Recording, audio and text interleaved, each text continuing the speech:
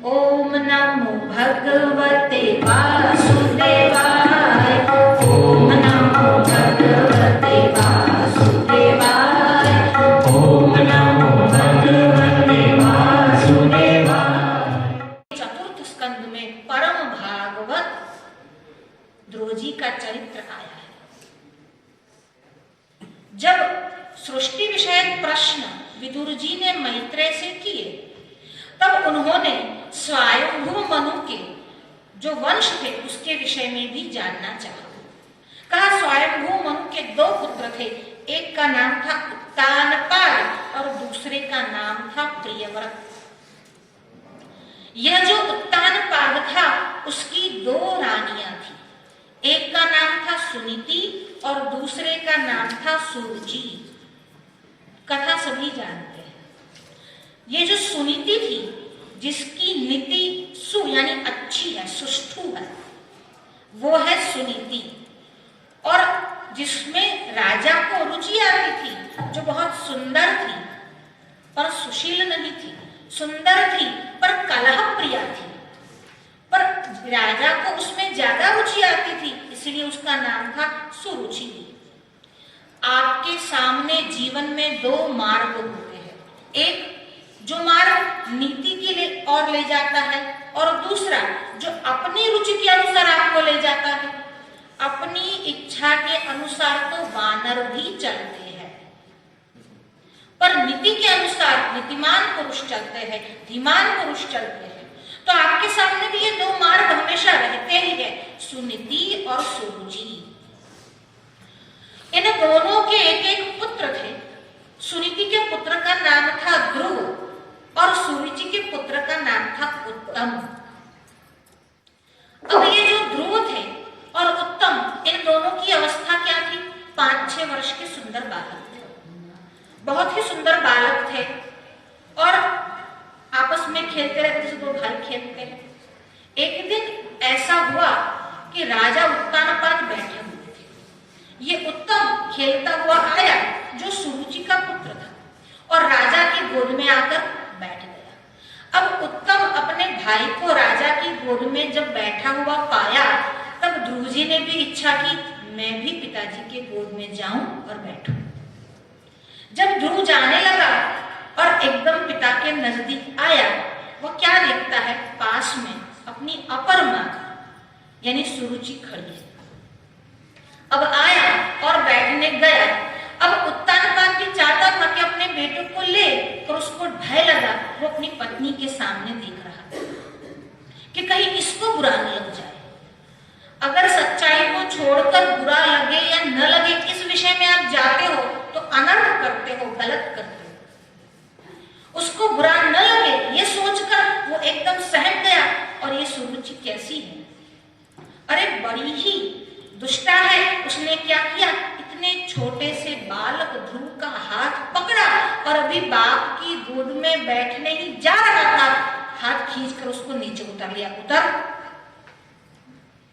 तो इस गोद में बैठने को लायक नहीं। क्यों लायक नहीं? तू राजा का पुत्र है, उसमें कोई संदेह नहीं, पर तूने मेरे गर्भ से जन्म नहीं लिया। अगर तुझे राजा की गोद में बैठना है यानी राज्य सिंहासन का अधिकारी बनना है, तो तुझे मेरी कोख से जन्म लेना पड़ेगा। और मेरी कोख से जन्म लेने के लिए जा, गोविंद की आराधना कर, भगवान को प्रसन्न कर, और भगवान जब प्रसन्न हो तब तुझे वो मेरी कोख से जन्म देंगे। अरे जब भगवान प्रसन्न होंगे तो तेरी कोख से क्यों आएंगे? तो अजर अमर न हो जाएंगे? पर ऐसे दुर्वचन माता ने कहे। तम निस्वसंतम, जब ऐसे वचन माने कहे तो ध्रुव जी बड़ी बड़ी लंबी लंबी सांस लेने लगे। तम निस्वसंतम स्फुरिताधरोष्ठम, और उनके ओठ जो थे वो फटने लगे। अब क्षत्रिय का बालक था, एक क्रोध भी आया, दूसरा दुख भी हुआ। अरे अरे, मेरे इतना अधिकार नहीं कि अपने पिता की गोद में जाकर बैठ सकूं। तम निस्वसंतम स्फुरिताधरोष्ठम सुनीतिर्संग उदुह्य बालम, और जैसे ही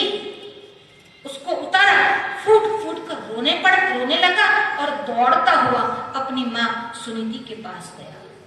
तम निस्वसंतम स्फुरिताधरोष्ठम सुनीतिरुत्संग उदुह्य बालम। गया और सुनीति के पास गया, उसको लिपट गया और उसकी गोद में अपना सर रखकर रोने लगा। निशम्य तत्पौरमुखं नितंतम। अब सुनीति को समझ में नहीं आया ये बालक रो क्यों रहा है, उसकी आंखें इतनी भर क्यों आई है, उसके ओठ क्यों कांप रहे हैं, ऐसा क्यों हो रहा है। सुनीति उसके ऊपर हाथ फेर रही है और पूछ रही है, बेटा क्या हुआ, तेरे रोने का कारण क्या है। निशम्य तत्पौरमुखं नितंतम। और जब उसने जवाब नहीं दिया, रोता ही रहा, तब कुछ लोग जो सेवक वहां खड़े थे, जिसने ये पूरा दृश्य देखा था, वो वहां पर आए और कहने लगे, माताजी ऐसा हुआ, वो गोद में बैठने को जा रहा था और उसको हाथ पकड़कर उसकी अपर मां ने नीचे खींच लिया और उसको बहुत भला बुरा सुनाया। साविव्यथैयद्गदितं सपत्न्या। और जब ये सब सुना, सुनीति का भी कंठ भर आया, अरे अरे राजा मुझे अपने पास नहीं रखते न सही, मुझे महल से दूर आवास दिया है कोई बात नहीं, पर मेरे इतने छोटे पुत्र ने क्या बिगाड़ा था। मन में दुख हुआ पर पुत्र के सामने ये प्रकट नहीं किया। माताएं कैसी होती है, अगर पिता का कोई अपराध हो तो वो पुत्र के सामने नहीं बताती, क्योंकि फिर पुत्र के मन में भी पिता के लिए भाव हो जाता है। वो सब जानती थी पर नहीं बोली और कहने लगी, बेटा बात तो बिल्कुल सही है, तूने मुझ जैसी अभागन की कोख से जन्म लिया है, जिसे राजा अपनी पत्नी तो क्या दासी भी स्वीकार नहीं करती। पर तुम्हारी माँ ने बहुत अच्छी बात कही है। अच्छी बात क्या कही है, जो उसने मार्ग बताया है वो बहुत ही सुष्ठु मार्ग है। और उन्होंने क्या कहा, तुम जाओ श्री हरि की आराधना करो। हमारे वहां कैसी माँ हुई, सुनीति जैसी माँ हुई, कौशल्या जैसी माँ हुई, जीजाबाई जैसी माँ हुई, जिसने अपने पुत्र को राह पर सही मार्ग दिखाया। कहा तेरी माँ ने बिल्कुल सही कहा है बेटा, जाओ श्री हरि की आराधना करो और उसको प्रसन्न करो। ध्रुव जी की अवस्था क्या थी, 5 वर्ष के बालक थे। सामने किसी दुकान पर कुछ चीज लेनी भेजनी हो ना तो भी बच्चे को नहीं भेजते, और कहा जाओ वन में और श्री हरि की उपासना करो। ऐसी माँ होती है, तब ध्रुव जैसे बालक आते हैं। और ध्रुव जी को संकेत मिल गया, माँ की आज्ञा मिल गई, मन में क्रोध जो था वो शांत हुआ, मन में शांत रस का निर्माण हुआ, उद्भव हुआ। सोचा बिल्कुल सही है, श्री हरि की आराधना करूंगा और हरि की आराधना करने के बाद तो कुछ भी असंभव नहीं। ध्रुव जी चल पड़े। और ध्रुव जी कहाँ चले, यमुना के तट पर किनारे पर जहां मधुवन था वहां जाने को निकल पड़े। अब ध्रुव जी जा रहे थे और सामने श्रीमन नारायण नारायण नारायण श्रीमन नारायण नारायण श्रीमन नारायण नारायण नारायण श्रीमन नारायण नारायण नारायण श्रीमन नारायण नारायण नारायण श्रीमन नारायण नारायण। जा रहे थे और सामने से देवर्षि नारद का आगमन हुआ। नारदो देव दर्शनम। नारद जी का अगर आगमन हो जाए, सकुन हो जाए तो देव दर्शन निश्चित है। नारद जी आए और नारद जी ध्रुव जी से क्या कहते, अरे बेटा कहाँ चल रहे हो तुम, तो अभी कितने छोटे बालक हो, तुम्हारे मुख में से अभी तो दूध के दांत की गंध आ रही है, अभी तो तुम्हारा उपनयन संस्कार भी नहीं हुआ है, तुम जा कहाँ रहे हो। कहा और तुम्हारी भवें कुछ तनी हुई है, मुख पर तेज है, शास्त्र तेज से सबर हो, तुम कहाँ जा रहे हो। ध्रुव जी ने कहा देवर्षि नारद को प्रणाम किया और कहा, देवर्षि नारद, मैं वन में जा रहा हूँ और श्री हरि के लिए तप करूंगा, आराधना करूंगा और उनको प्रसन्न करूंगा। अब नारद जी ध्रुव जी की परीक्षा लेते हैं।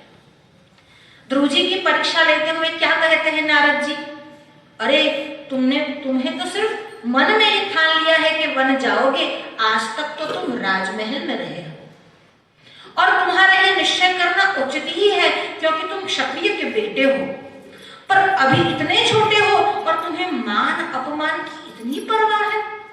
मान अपमान छोड़ो, बच्चे का मान क्या अपमान क्या, तुम जाओ, पुनः लौट जाओ और अपने राजमहल में चले जाओ। पिताजी तो गुस्सा करते हैं, माँ तो गुस्सा करती है। ध्रुव जी ने कहा, ये सब अच्छी बातें मेरी समझ में नहीं आएगी, अभी मेरा रक्त खौल रहा है, अभी मैं जाऊंगा, मुझे कहा है, मेरी माँ की आज्ञा हुई है और मेरी सुनीति माँ ने भी मुझे आज्ञा दे दी है, परवानगी दे दी है, मैं जाऊंगा। अब नारद जी उसको डरा रहे हैं। क्या कह रहे हैं, तुम वहां वन में जाओगे, वन में बड़े बड़े सिंह आएंगे, व्याघ्र आएंगे, चित्ते आएंगे, वो तुमको फाड़ खाएंगे, तो क्या करोगे, और तुम्हें सफलता मिली कि नहीं मिली उसकी खातिरी क्या है। महर्षि, ऋषि मुनि, महात्मा, सिद्ध लोग वर्षों तक, सैकड़ों वर्षों तक तपश्चर्या करते हैं और भगवान के दर्शन नहीं पाते। क्या ऐसी कोई गारंटी है कि तुमको भगवान का दर्शन मिलेगा। अब ध्रुव जी बहुत चालाक है। क्या कहते हैं, मैं जा रहा था और जब मैं जा रहा था आपके सपन हुए, अब आप ही बताइए मुझे सफलता मिलेगी कि नहीं मिलेगी। कहा ठीक है, प्रसन्न हुए, परीक्षा में बिल्कुल उत्तीर्ण हुआ ध्रुव और कहा, बेटा जाओ, तुम्हारे नाम की तरह तुम्हारा निश्चय भी ध्रुव यानी अटल है। सुभग शीतल कमल कोमल त्रिविध ज्वाला हरण, सुभग शीतल कमल कोमल त्रिविध ज्वाला हरण, जिन चरण ब्रह्मांड स्पर्शो नख शिखा शिर धरण, जिन चरण ब्रह्मांड स्पर्शो नख शिखा सिर धरण, जिन चरण ध्रुव अटल कीन है राखी अपनी शरण, जिन चरण ध्रुव अटल कीन है राखी अपनी शरण। जिन चरण ने ध्रुव जी को अटल किया उसमें उनका कितना विश्वास था। देवर्षि नारद ने कहा, बेटे तुम जा तो रहे हो, पर तपश्चर्या कैसे करनी है वो तुमको पता है। तो कहा, नहीं, इसलिए आप आए हो, आप वही बता दीजिए।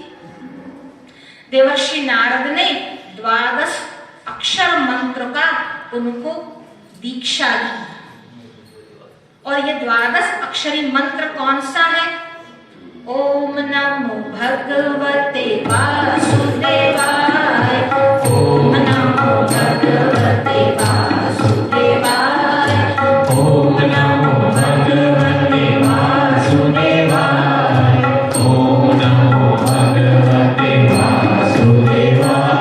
ये 12 अक्षर जो शरीर को, मन को, बुद्धि को पवित्र करने वाले हैं, इन 12 अक्षर की मंत्र दीक्षा देवर्षि नारद ने ध्रुव जी को दी और ध्रुव जी यमुना के तट पर मधुवन में आए। अब मधुवन में आकर ध्रुव जी ने तपश्चर्या करना आरंभ किया। पहला महीना 3 दिवस के अंतराल पर केवल फल मूलादि खाकर रहे।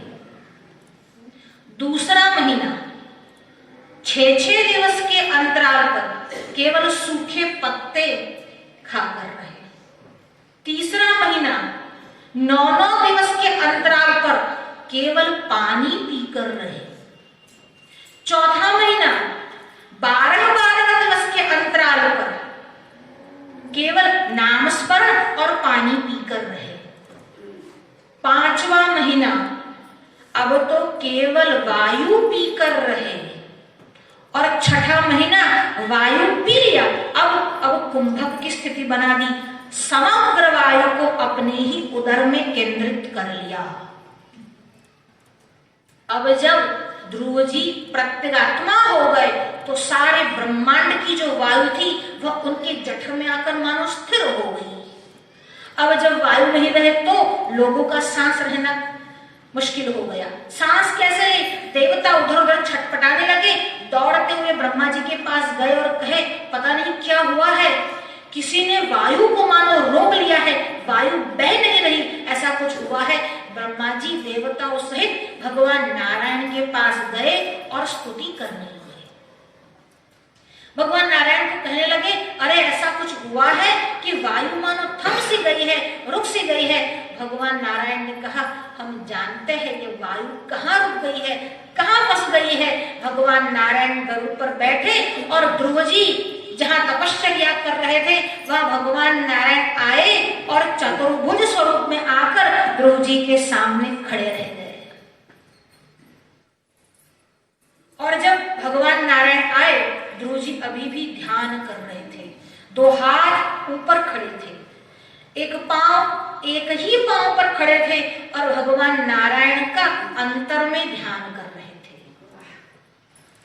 ओम नमो भगवते वासुदेवाय, 12 बार बोलिए ओम नमो भगवते वासुदेवाय, ओम नमो भगवते वासुदेवाय, ओम नमो भगवते वासुदेवाय, ओम नमो भगवते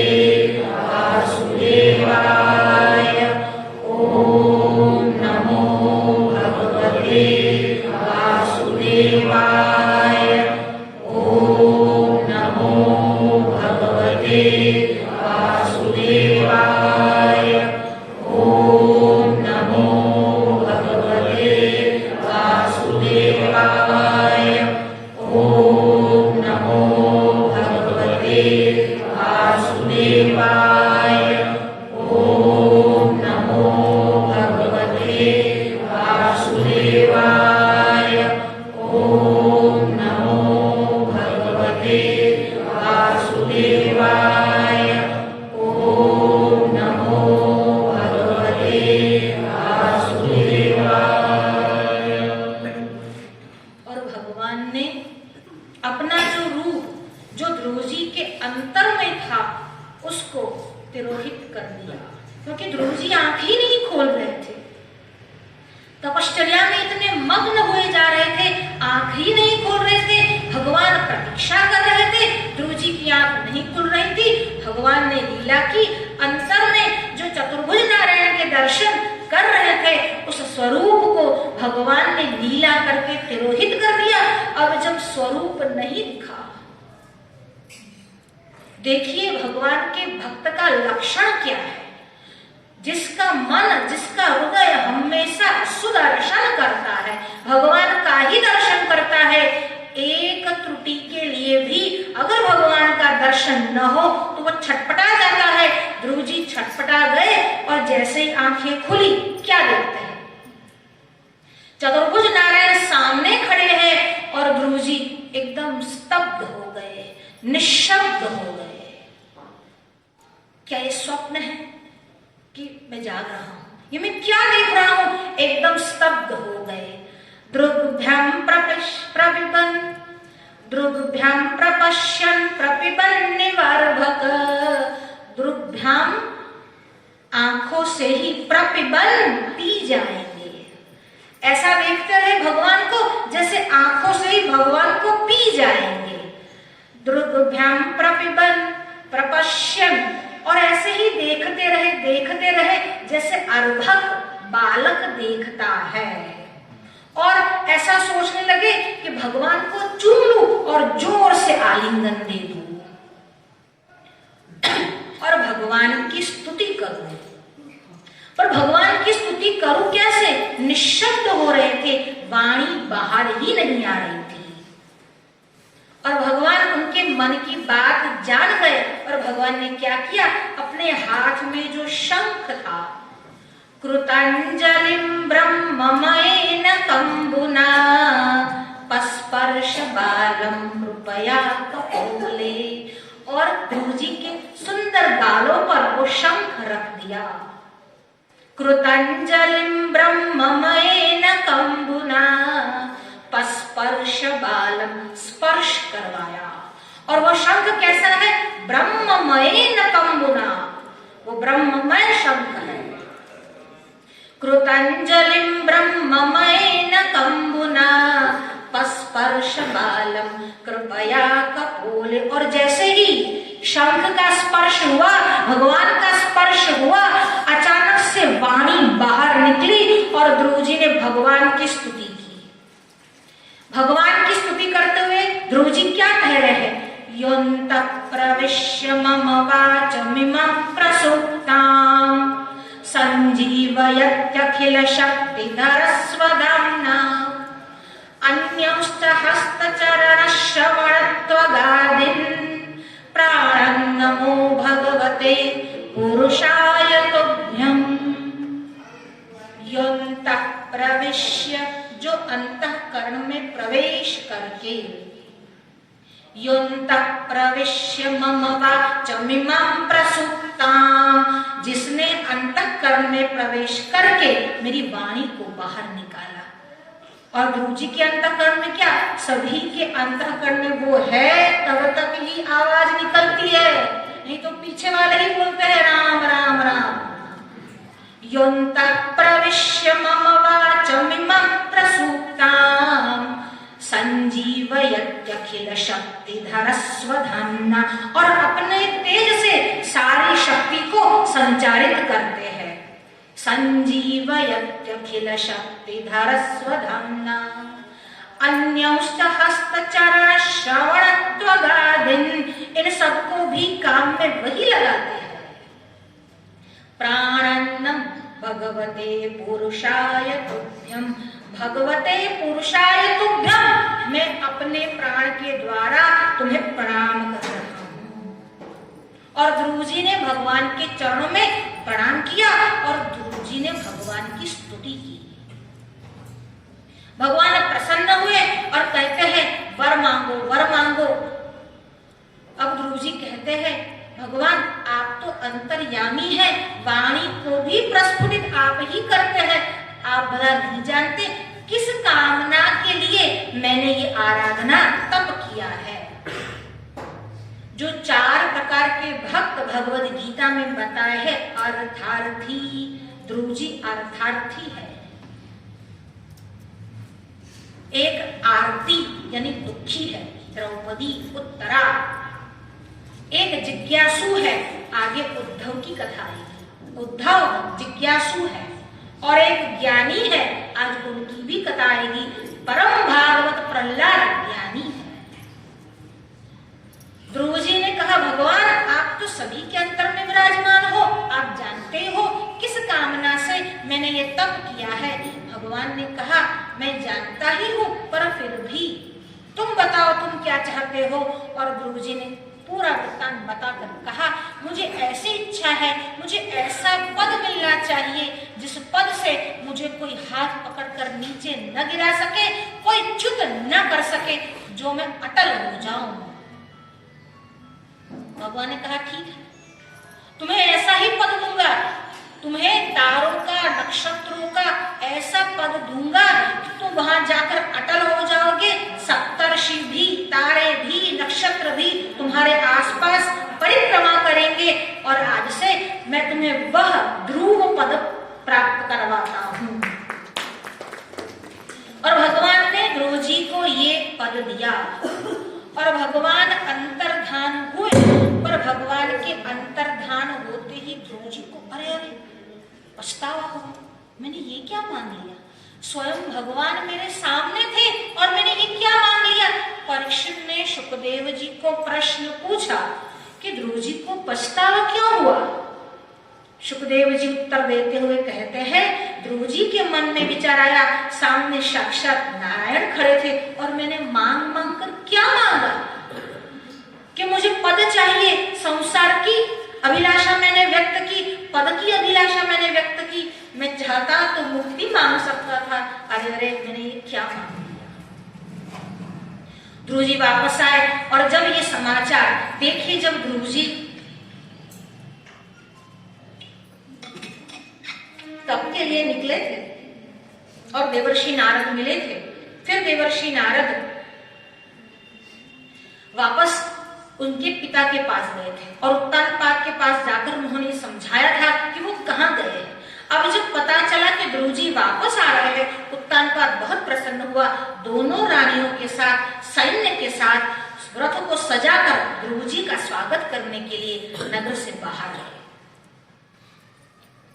जब गए थे तब छोटे बालक थे, जब आ रहे हैं तो परम भागवत बनकर आ रहे हैं। और जब आपको भक्ति का साथ, आपकी भक्ति की संपत्ति मिल जाए तो राजा भी आपके सामने नतमस्तक हो जाते हैं। यहाँ पर गए, ध्रुव जी का स्वागत किया, रथ में बिठाया, बहुत लाड़ प्यार किया। सुरुचि माँ ने माफी मांगी। जब माँ ने माफी मांगी और ध्रुव जी क्या बोलते हैं, अरे माँ आप मुझसे माफी मत मांगिए, जैसे राम जी कैकेयी को कहते हैं मुझसे माफी मत मांगिए, आपका मुझ पर बहुत बड़ा उपकार है। अगर आप मुझे वहां नहीं भेजती तो भगवान के दर्शन कैसे होते। ये होते हैं भक्त। बहुत चाव से, प्रेम से, स्वागत से उनको राज्य में वापस लाया गया और जब वह तरुण हुए तब उनका राज्याभिषेक किया गया। अब जब राज्याभिषेक हुआ, उनके पिता ने वन की ओर गमन किया और उसके बाद जो उनके दूसरे भाई थे उत्तम, वो कहीं शिकार खेलने जा रहे थे हिमालय में और वहां पर यक्ष ने उनका वध कर दिया। जब यक्ष ने उत्तम को मार डाला तब ध्रुव जी वहां गए, यक्षों के साथ युद्ध हुआ और वहां पर जो यक्ष नगरी थी उसको ही पूरा खत्म करने लगे। युद्ध बहुत समय तक चला और अंततः जब उनके दादा स्वयंभू मनु आए और ध्रुव जी को समझाया तब वह युद्ध बंद हुआ। ध्रुव जी को सनत कुमार उपदेश देते हैं और सनत कुमार उपदेश देने के बाद ध्रुव जी वनगमन करते हैं। उनके बाद उनकी मुक्ति होती है, पर आरंभ में उन्होंने शासन, राज्य की लालसा, पद की लालसा बताई जिनका उनको दुख रहा। ओम नमो भगवते वासुदेवाय।